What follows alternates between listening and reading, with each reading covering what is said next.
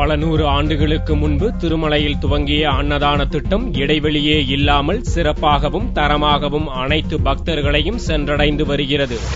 திருப்பதியிலிருந்து 7 மலைகளை தாண்டி திருமலையில் வீற்றிருக்கும் வெங்கடேச பெருமாளை தரிசிக்க வரும் பக்தர்களின் எண்ணிக்கை நாளுக்கு நாள் அதிகரித்து வருகிறது. அதற்கான அனைத்து வசதிகளையும் தேவஸ்தான நிர்வாகம் செய்து வருகிறது. புதிய திட்டங்களுக்கான ஆலோசனைகளையும் நிறைவேற்றி வருகிறது. வெங்கடேச பெருமாளை தேடி வரும் பக்தர்களின் வேண்டுதலை நிறைவேற்றுவதைப் போல பக்தர்களின் பசியையும் அன்றாடம் இடைவெளி இல்லாமல் போக்கி வருகிறது தேவஸ்தானம். அன்னதான திட்டத்துக்கு அன்றாடம் குவியும் நிதியை கொண்டு நல்ல தரத்துடன் கூடிய உணவை தயாரித்து வழங்குகிறது.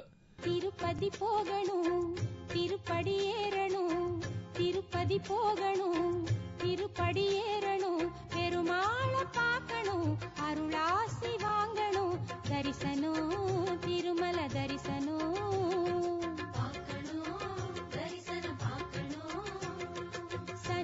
இதை பார்த்த ஆந்திர மாநிலத்தைச் சேர்ந்த ஒருவர் சமீபத்தில் 35 கோடி ரூபாயை நன்கொடையாக அள்ளி வழங்கினார்.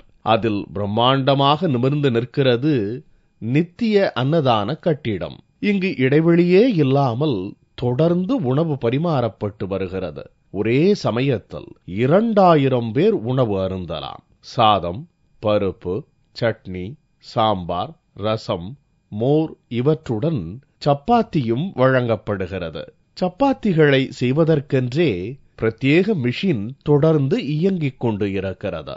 ஒரு நாளைக்கு 60,000 முதல் 1,00,000 பேர் வரை உணவு அருந்துகின்றனர்.